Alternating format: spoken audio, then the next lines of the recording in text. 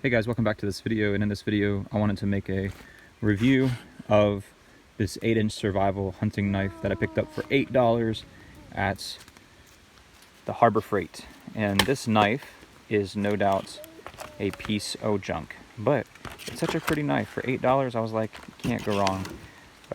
So I'm going to kind of do a series of torture tests on this knife and see how it holds up, see what it's capable of doing. It's just called a survival knife because it has some different elements to it. So inside it's kind of the Rambo style, it has the handle, and it has things like a series of matches, fishing hook, sewing kit, which you always need, right, when you're trying to survive in the wilderness. But I guess you could use it as like a suture kit as well. I don't know, maybe not. This is like the striking paper for the matches, and you get a compass. So we're going to test some of these features out and see how well they hold up. Can I open it? It's $8. Let's use this knife and open it. It's ironic that we're using a knife to open a knife. No, I need this box. So here it is unboxed. Has a little carrying handle. It's got a nice feel, and I'm actually impressed by just the weight of it. It's got a nice weight to it. I would imagine it's made in China based on the package. Just stainless steel. Yeah, right there, as you can see. Made in China.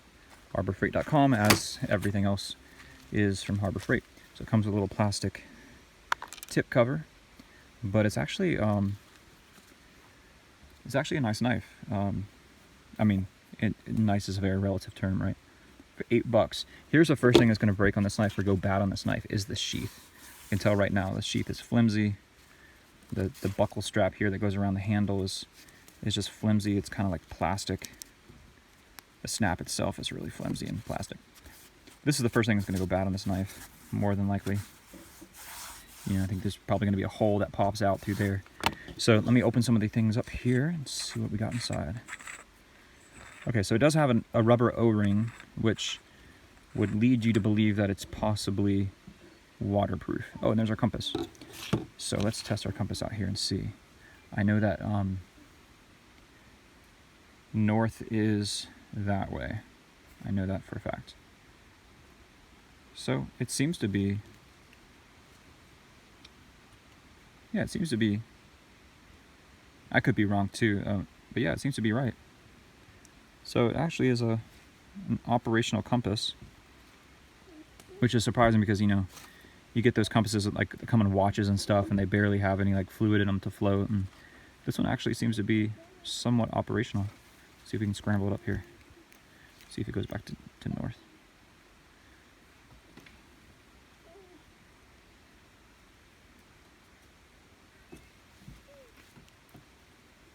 And the trick is you got to keep it level. But yeah, it seems to be working. I wish I had a better compass to compare it to, do a side-by-side comparison. Okay, so everything's packed in there. And that is it, I think. I don't think there's anything else in there.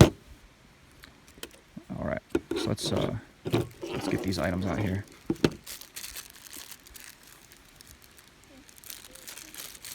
So it comes with 1, 2, 3, 4, 5, 6 matches. They're not waterproof, I would guess. Then this little piece of strike paper. Then it comes with a sewing kit, 2 buttons, multicolored thread, and fishing line and fishing hook. But no lure or anything of that sort. You just have to use some kind of insect, I assume. So we're near a little creek, but there are no fish in that creek. It's too shallow. But nice little hook. Catch some brim on there. Catch some bluegill or something. But yeah, this is patterned after the Rambo style knife that he used in the movies. Dad, so now we're going to put it to the test. Go by the deeper creek and fish. Yeah, we could go by the deeper part and fish, huh?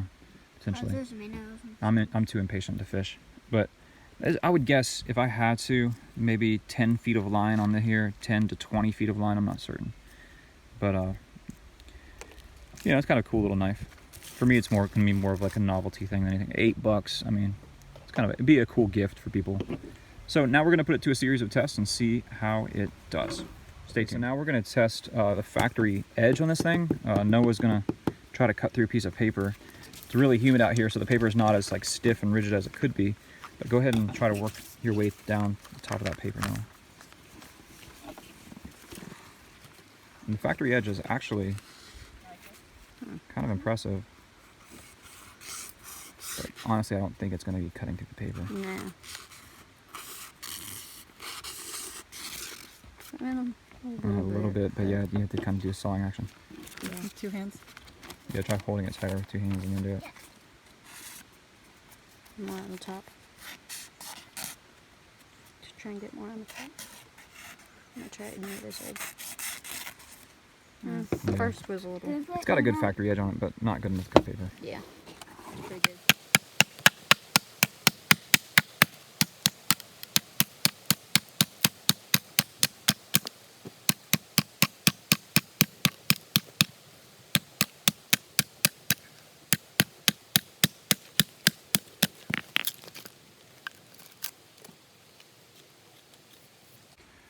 Okay, so it actually, you know, for a knife, it did a decent job of splitting the oak, but it did suffer a little bit of damage on the tip of the blade. Right there, there's several little nicks, but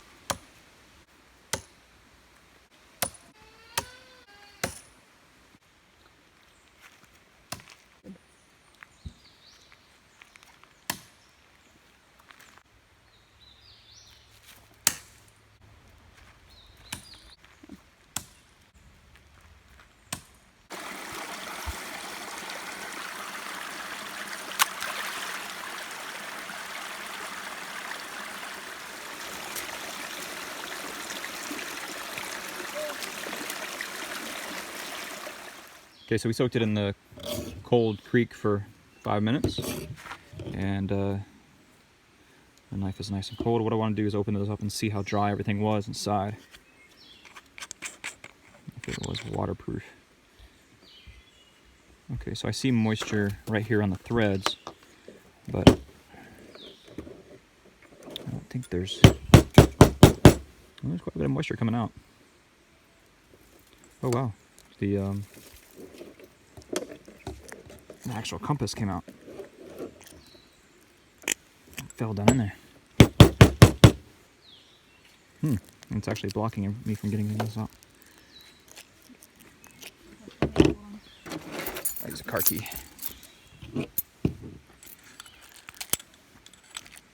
There we go.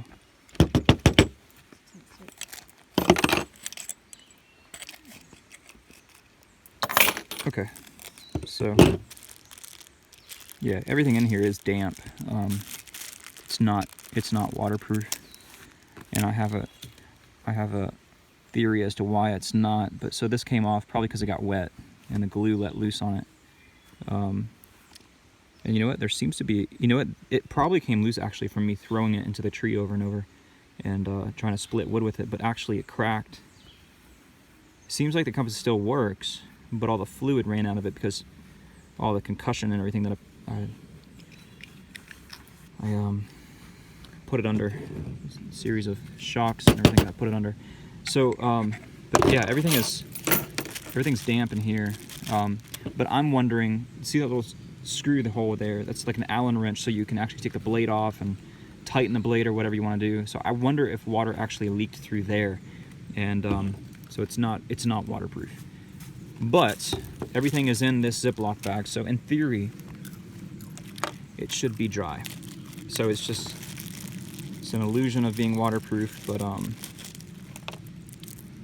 like I said, if you keep it maybe double layered like that, it would be. Let me go find my strike paper. Here's my strike paper. I guess I had taken this out before I soaked it, but I hope that didn't ruin the experiment. But yeah, what I would do is just I would bag everything like the bag that it came in, and then I'd probably actually put another small Ziploc bag around that just to give you a double layer of protection against water and moisture. Let me strike this and see if the matches still work, okay?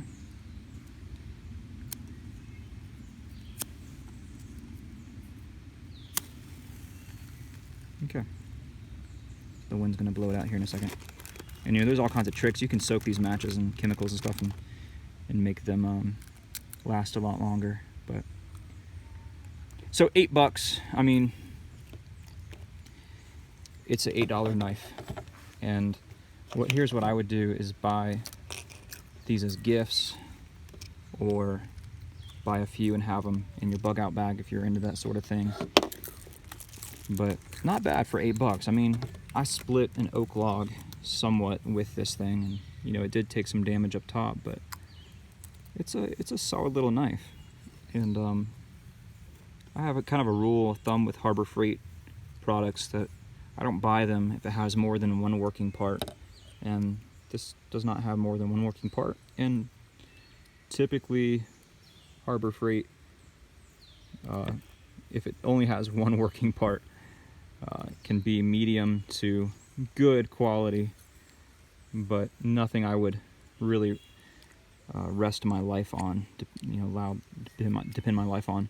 So thanks guys for watching, and if you like this video, please give it a thumbs up and subscribe for more videos like this. I really appreciate it. Thanks for watching.